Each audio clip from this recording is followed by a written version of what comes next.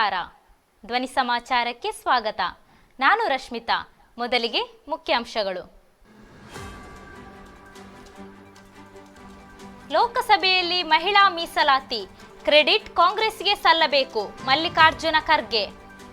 ಕಾರ್ಕಳ ಸೇನಾ ಕ್ಯಾಂಪಿಗೆ ಸಿಲಿಂಡರ್ ಪೂರೈಸುವಂತೆ ನಂಬಿಸಿ ವಂಚನೆ. ಉಡುಪಿ ಪತಿಗೆ ಮೆಣಸಿನ ಹುಡಿ ಮಿಶ್ರಿತ ಬಿಸಿ ನೀರು ಎರಚಿದ ಪತ್ನಿ. ಪ್ರಕರಣ ದಾಖಲು. ಬಂಟ್ವಾಳ ಆಕಸ್ಮಿಕವಾಗಿ ತಗುಲಿದ ಬೆಂಕಿ, ಇಲೆಕ್ಟ್ರಾನಿಕ್ಸ್ ಅಂಗಡಿ ಅಗ್ನಿಗಾಹುತಿ. ನೆತ್ತಿಲ ಪದವು ವಾಹನ ಸಂಚಾರ ನಿಷೇಧ.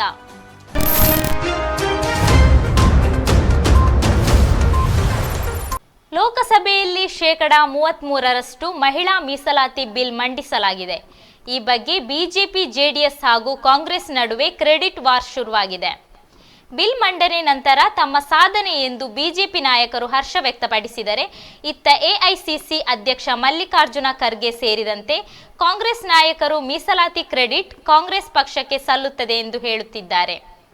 ರಾಜ್ಯಸಭೆಯಲ್ಲಿ ಮಾತನಾಡಿದ ಮಲ್ಲಿಕಾರ್ಜುನ ಖರ್ಗೆ, 2010ರಲ್ಲಿ ನಾವು ಮಹಿಳಾ ಮೀಸಲಾತಿ ಬಿಲ್ ಮಂಡಿಸಿದ್ದೆವು. ಹೀಗಾಗಿ ಇದರ ಶ್ರೇಯಸ್ಸು ಕಾಂಗ್ರೆಸ್ ಪಕ್ಷಕ್ಕೆ ಸಲ್ಲಬೇಕು ಎಂದಿದ್ದಾರೆ.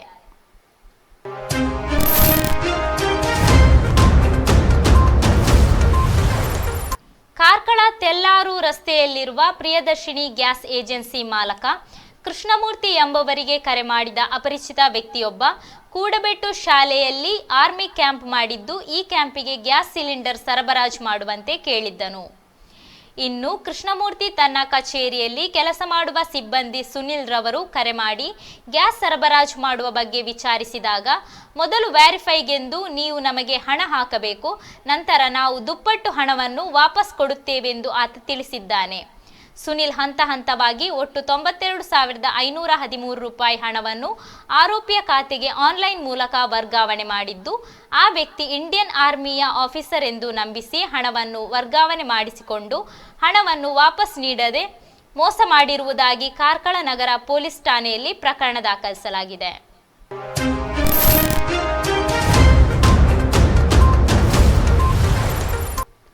ಮಂಜೇಶ್ವರ ಗೋವಿಂದ ಪೈ ಕಾಲೇಜು ನೆತ್ತಿಲ ಪದವು ರಸ್ತೆ ನಿರ್ಮಾಣ ಕಾಮಗಾರಿ ನಡೆಯುವುದರಿಂದಾಗಿ ಈ ತಿಂಗಳ 21ರಿಂದ ಮುಂದಿನ ಜನವರಿ 1ರವರೆಗೆ ಈ ದಾರಿಯಾಗಿ ದೊಡ್ಡ ವಾಹನಗಳ ಸಂಚಾರ ನಿಷೇಧಿಸಲಾಗಿದೆ.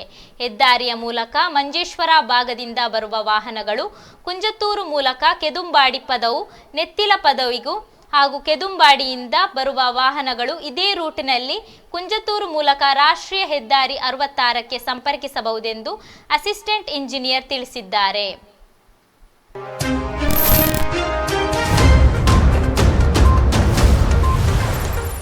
ಉಡುಪಿಯ ಕಟ್ಪಾಡಿ ಸಮೀಪದ ಮಣಿಪುರದಲ್ಲಿ ಪತ್ನಿಯೊಬ್ಬಳು ತನ್ನ ಪತಿಯ ಮೈ ಮೇಲೆ ಮೆಣಸಿನ ಹುಡಿ ಮಿಶ್ರಿತ ಕುದಿಯುವ ನೀರು ಎರಚಿದ್ದು, ಪತಿ ಗಾಯಗಳೊಂದಿಗೆ ಆಸ್ಪತ್ರೆಗೆ ದಾಖಲಾದ ಘಟನೆ ಸಂಭವಿಸಿದೆ. ಪತಿ ಮೊಹಮ್ಮದ್ ಅಶ್ರಫ್ಗೆ ಪತ್ನಿ ಅರ್ಫೀನಾ, ಅತ್ತೆ, ಮಾವ ಹಾಗೂ ಮತ್ತಿತರರು ಸೇರಿ ಈ ಕೃತ್ಯ ಎಸಗಿದ್ದಾರೆ ಎಂದು ಆರೋಪಿಸಲಾಗಿದೆ. ಆಸಿಫ್ ಬೇರೆ ಹುಡುಗಿಯೊಂದಿಗೆ ಸಂಬಂಧ ಹೊಂದಿರುವುದಾಗಿ ಅನುಮಾನ ಹೊಂದಿದ್ದ ಅರ್ಫೀನಾ ಈ ಕೃತ್ಯ ಎಸಗಿದ್ದಾಳೆ.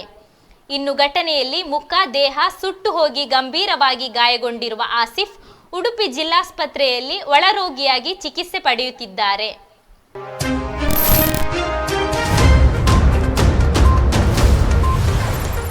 ಬಂಟ್ವಾಳ ಪೇಟೆಯ ಬಡ್ಡಕಟ್ಟೆಯಲ್ಲಿರುವ ಪುರಸಭಾ ವಾಣಿಜ್ಯ ಮಳಿಗೆಯೊಂದರಲ್ಲಿ ಆಕಸ್ಮಿಕ ಬೆಂಕಿ ಮಂಗಳವಾರ ಸಂಭವಿಸಿದ್ದು, ಹಲವು ಸೊತ್ತುಗಳು ಸುಟ್ಟು ಹೋಗಿವೆ ಎಂದು ಹೇಳಲಾಗಿದೆ.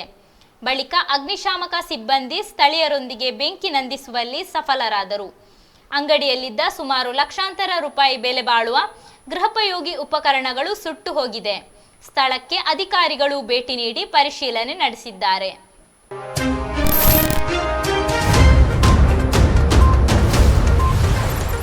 ಬಾಡಿಗೆ ಆಟೋದಲ್ಲಿ ಪ್ರಯಾಣಿಕನಿಗೆ ಹಲ್ಲೆ ನಡೆಸಿ ನಗದು ಮೊಬೈಲ್ ದರೋಡೆ ಮಾಡಿರುವ ಘಟನೆ ಸುಳ್ಯದ ಹಳೆಗೇಟು ಬಳಿ ನಡೆದಿದೆ.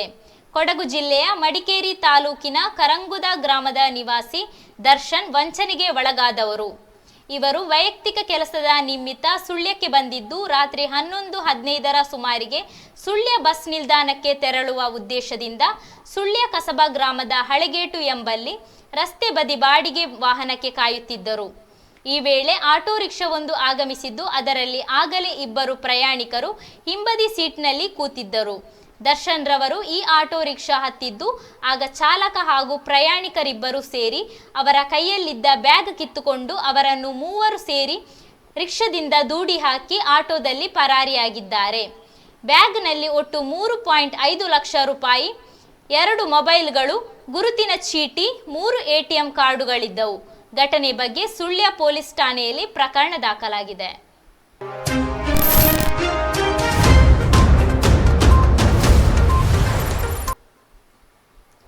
ಕೊಡಗಿನ ಗಡಿಭಾಗ ಪೆರುಂಬಾಡಿ ಚೆಕ್ಪೋಸ್ಟ್ ವ್ಯಾಪ್ತಿಯ ಕಾಡು ಪ್ರದೇಶದಲ್ಲಿ ಟ್ರಾಲಿ ಬ್ಯಾಗ್ ಒಂದರಲ್ಲಿ ಮಹಿಳೆಯ ಕೊಳೆತ ಶವ ಪತ್ತೆಯಾಗಿದೆ.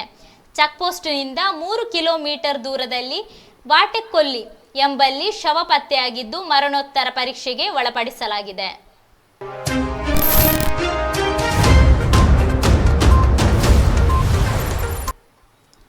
ಪಾಣೆಮಂಗಳೂರು ಸೇತುವೆಯಲ್ಲಿ ಕಾರುಗಳ ನಡುವೆ ಮುಖಾಮುಖಿ ಡಿಕ್ಕಿಯಾಗಿ ಸುಮಾರು 1 ತಾಸಿಗಿಂತಲೂ ಅಧಿಕವಾಗಿ ರಾಷ್ಟ್ರೀಯ ಹೆದ್ದಾರಿಯಲ್ಲಿ ಸಂಚಾರಕ್ಕೆ ತೊಂದರೆಯಾದ ಘಟನೆ ನಡೆದಿದೆ.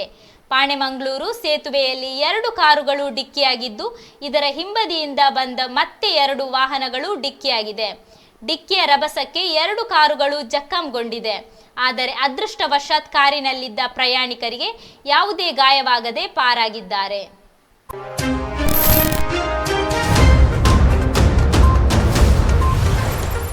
ಚಲಿಸುತ್ತಿದ್ದ ಕಾರಿನ ಟೈರ್ ಸ್ಫೋಟಗೊಂಡು ಕಾರಿನಲ್ಲಿದ್ದ 3 ಮೃತಪಟ್ಟ ಘಟನೆ ಬೆಂಗಳೂರು ಉತ್ತರ ತಾಲೂಕಿನ ಅಂಚೆಪಾಳ್ಯ ಬಳಿ ನಡೆದಿದೆ.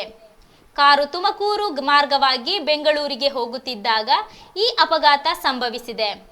ವೇಗವಾಗಿ ಬಂದ ಕಾರಿನ ಚಕ್ರ ಬ್ಲಾಸ್ಟ್ ಆದ ಪರಿಣಾಮ ಅಪಘಾತ ಸಂಭವಿಸಿ ಕಾರು ನಜ್ಜುಗುಜ್ಜಾಗಿದೆ. ಮೃತರನ್ನು ಅಗಸ್ಟಿನ್ ದಾರಾರೆಡ್ಡಿ ಎಂದು ಗುರುತಿಸಲಾಗಿದೆ. ಮತ್ತೊಬ್ಬನ ಗುರುತು ಪತ್ತೆಯಾಗಿಲ್ಲ. ಘಟನೆಯಲ್ಲಿ ಇಬ್ಬರಿಗೆ ಗಂಭೀರ ಗಾಯಗಳಾಗಿದ್ದು ಅವರನ್ನು ಆಸ್ಪತ್ರೆಗೆ ದಾಖಲಿಸಲಾಗಿದೆ.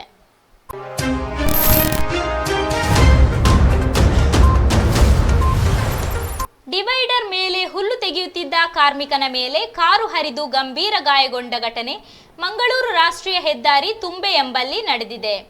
ಹಾವೇರಿ ಮೂಲದ ನಾಗರಾಜ್ ಲಮಾನಿ ಗಾಯಗೊಂಡ ಕಾರ್ಮಿಕ. ಮಂಗಳೂರು ಕಡೆಯಿಂದ ಬರುತ್ತಿದ್ದ ಕಾರು ಚಾಲಕನ ನಿಯಂತ್ರಣ ಕಳೆದುಕೊಂಡು ಡಿವೈಡರ್ ಮೇಲೆ ಹತ್ತಿದೆ. ಅದೇ ಸಮಯದಲ್ಲಿ ಮುಂಭಾಗದಲ್ಲಿ ಬರುತ್ತಿದ್ದ ಕಾರು ಮತ್ತು ಬೈಕ್ 2 ವಾಹನಗಳಿಗೆ ಡಿಕ್ಕಿ ಹೊಡೆದಿದೆ. 2 ವಾಹನದಲ್ಲಿದ್ದ ಸವಾರರಿಗೆ ಯಾವುದೇ ಗಾಯವಾಗಿಲ್ಲ. ಗಾಯಗೊಂಡ ಕೂಲಿ ಕಾರ್ಮಿಕನನ್ನು ಮಂಗಳೂರು ಆಸ್ಪತ್ರೆಗೆ ದಾಖಲಿಸಲಾಗಿದ್ದು ಚಿಕಿತ್ಸೆ ನೀಡಲಾಗುತ್ತಿದೆ.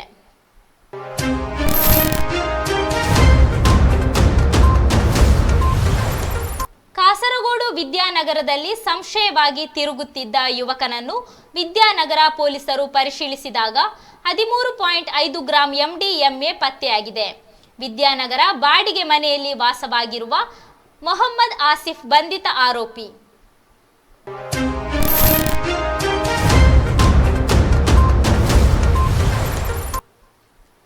ಆಲಂಗೋಡು ಶ್ರೀ ಧೂಮಾವತಿ ದೈವಸ್ಥಾನ ಮನ್ನಿಪ್ಪಾಡಿಯಲ್ಲಿ ಜರುಗಿದ ಸಾಮೂಹಿಕ ಪ್ರಾರ್ಥನೆ, ಮುಷ್ಟಿ ಕಾಣಿಕೆ ಸಮರ್ಪಣೆಯೊಂದಿಗೆ ಊರವರ ಸಭೆಯು ಕ್ಷೇತ್ರದ ತಂತ್ರಿ ವಾರಿಯರಾದ 60 ಶ್ರೀ ಪದ್ಮನಾಭ ತಂತ್ರಿಯವರ ಅನುಗ್ರಹ ಆಶೀರ್ವಾದದೊಂದಿಗೆ ಜರುಗಿತು. ಆಲಂಗೋಡು ಶ್ರೀ ಧೂಮಾವತಿ ದೈವಸ್ಥಾನ ಮಣ್ಣಿಪ್ಪಾಡಿಯಲ್ಲಿ ಜರುಗಿದ ಸಾಮೂಹಿಕ ಪ್ರಾರ್ಥನೆ, ಮುಷ್ಟಿ ಕಾಣಿಕೆ ಸಮರ್ಪಣೆಯೊಂದಿಗೆ ಊರವರ ಸಭೆಯು ಕ್ಷೇತ್ರದ ತಂತ್ರಿವರಿಯರಾದ 60 ಶ್ರೀ ಪದ್ಮನಾಭ ತಂತ್ರಿಯವರ ಅನುಗ್ರಹ ಆಶೀರ್ವಾದದೊಂದಿಗೆ ಜರುಗಿತು. ಕ್ಷೇತ್ರದ ಆನುವಂಶಿಕ ಮುಕ್ತೇಸರರಾದ ಶ್ರೀ KG ಶಾನ್ಭೋಗ್ ರವರ ಅಧ್ಯಕ್ಷತೆಯಲ್ಲಿ ಹಿರಿಯ ಧಾರ್ಮಿಕ ಮುಂದಾಳು ಶ್ರೀ ವಸಂತ ಪೈ ಬದಿಯಡ್ಕ ಅವರು ದೀಪ ಬೆಳಗಿಸಿ ಮಾತನಾಡಿದರು. ಅವರು ತಮ್ಮ ಸುದೀರ್ಘವಾದ ಭಾಷಣದಲ್ಲಿ ಹಣದಿಂದ ಭಗವಂತನನ್ನು ಒಲಿಸಲು ಸಾಧ್ಯವಿಲ್ಲ, ಭಕ್ತಿ ಸನ್ಮಾರ್ಗದಿಂದ ಭಕ್ತಿಯ ಪಥದಲ್ಲಿ ನಡೆದರೆ ಭಗವಂತನನ್ನು ಕಾಣಬಹುದು. ಇಂತಹ ಪುಣ್ಯ ಕಾರ್ಯದಲ್ಲಿ ನಾವು ಪಾಲ್ಗೊಂಡು ನಮ್ಮ ಜೀವನ ಪಾವನವಾಗಬೇಕು ಎಂದು ಕರೆಯಿತ್ತರು. ಅಧ್ಯಕ್ಷತೆ ವಹಿಸಿ ಮಾತನಾಡಿದ ಶ್ರೀ KG ಶಾನ್ಭೋಗ್ ರವರು, ಇಂತಹ ಪುಣ್ಯ ಸ್ಥಳದಲ್ಲಿ ಹುಟ್ಟಿದ ನಾವು ಧನ್ಯರು. ಮುಂದಿನ ನವೀಕರಣ ಸೇವಾ ಕಾರ್ಯಗಳಲ್ಲಿ ತಮ್ಮನ್ನು ತಾವು ತೊಡಗಿಸಿಕೊಳ್ಳುವ ಮೂಲಕ ಶ್ರೀದೇವರ ಕೃಪೆಗೆ ಪಾತ್ರರಾಗಬೇಕೆಂದು ಕರೆಯಿತ್ತರು.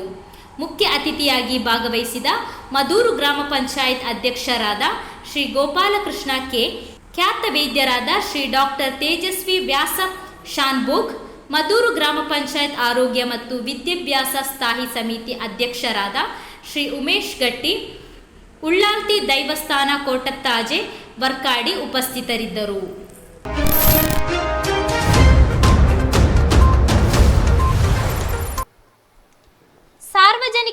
ಗಣೇಶೋತ್ಸವ ಸಮಿತಿ ಸಂತಡ್ಕ ಕುಲೂರಿನಲ್ಲಿ ನಿನ್ನೆ 19ನೇ ವರ್ಷದ ಸಾರ್ವಜನಿಕ ಗಣೇಶೋತ್ಸವವು ಬಹಳ ವಿಜೃಂಭಣೆಯಿಂದ ಜರುಗಿತು.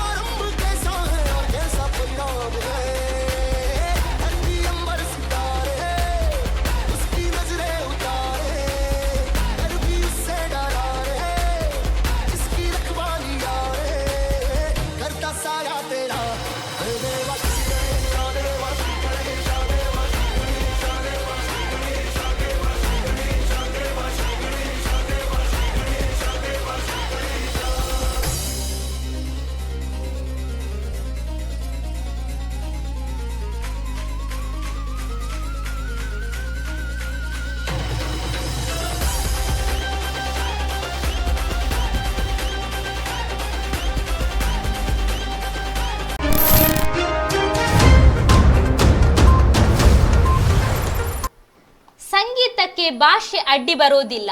ಕಿವಿಗೆ ಇಂಪಾದ ಸಂಗೀತವನ್ನು ಯಾವ ಭಾಷೆಯಲ್ಲಿದ್ದರೂ ಕೇಳುವವರು ಹೆಚ್ಚು. ಅದರಲ್ಲಿ ಭಾರತದ ಮಣ್ಣಿನ ಸಂಸ್ಕೃತಿ ಸುಗಂಧ ಅಂಟಿಕೊಂಡಿದ್ದರೆ ಇನ್ನೂ ಖುಷಿ ನೀಡುತ್ತದೆ. ಗಣೇಶನ ಹಬ್ಬ ನಡೆಯುತ್ತಿರುವ ಈ ಸಂದರ್ಭದಲ್ಲಿ ಗಣೇಶನನ್ನು ಸ್ತುತಿಸುವ ಪುಟಾಣಿ ಮಕ್ಕಳು ಹಾಡುವ ಹಾಡಿನ ವಿಡಿಯೋ ಇಂದಿನ ವೈರಲ್ ಸೆಗ್ಮೆಂಟ್ ಅಲ್ಲಿ. ಇದರೊಂದಿಗೆ ಇಂದಿನ ಸಮಾಚಾರವನ್ನು ಮುಕ್ತಾಯಗೊಳಿಸುತ್ತಿದ್ದೇನೆ. ನಿರಂತರ ಸುದ್ದಿಗಾಗಿ ವೀಕ್ಷಿಸಿ ನಿಮ್ಮ ಧ್ವನಿ ಮೀಡಿಯಾ. गणपति बाप्पा मोरया, मंगल मूर्ती मोरया. अशी चिक्क मोत्याची माळ होती गटी सतोळ्याची ग. चिक्क मोत्याची माळ होती गटी सतोळ्याची ग. अशी चिक्क मोत्याची माळ होती गटी सतोळ्याची ग. चिक्क मोत्याची माळ होती गतीस तोळ्याची ग. जसा गणपतीचा गोंडा चौरंगी लाल बावटा ग. गणपतीचा गोंडा चौरंगी लाल बावटा ग. जसा गणपतीचा गोंडा चौरंगी लाल बावटा ग. गणपतीचा गोंडा चौरंगी लाल बावटा ग. अशी चिक्क मोत्याची माळ होती गतीस तोळ्याची ग.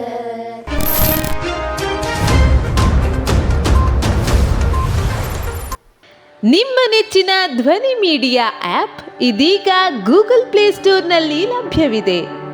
ಗೂಗಲ್ ಪ್ಲೇಸ್ಟೋರಿಗೆ ಹೋಗಿ ಧ್ವನಿ ಮೀಡಿಯಾ ಅಂತ ಟೈಪ್ ಮಾಡಿ ಉಚಿತವಾಗಿ ಡೌನ್ಲೋಡ್ ಮಾಡಿಕೊಳ್ಳಿ. ನಿಮ್ಮ ನೆಚ್ಚಿನ ಎಲ್ಲ ಕಾರ್ಯಕ್ರಮಗಳನ್ನು ತಪ್ಪದೇ ವೀಕ್ಷಿಸಿ. ಯೂಟ್ಯೂಬ್ನಲ್ಲಿ ಧ್ವನಿ ಮೀಡಿಯಾ ಅಂತ ಟೈಪ್ ಮಾಡಿ ಸಬ್ಸ್ಕ್ರೈಬ್ ಮಾಡಿಕೊಳ್ಳಿ. ಧ್ವನಿ ಮೀಡಿಯಾವನ್ನು ಫೇಸ್ಬುಕ್, ಇನ್ಸ್ಟಾಗ್ರಾಮ್ ಹಾಗೂ ಟ್ವಿಟರ್ಗಳಲ್ಲೂ ವೀಕ್ಷಿಸಬಹುದಾಗಿದೆ. ಧ್ವನಿ ಮೀಡಿಯಾ.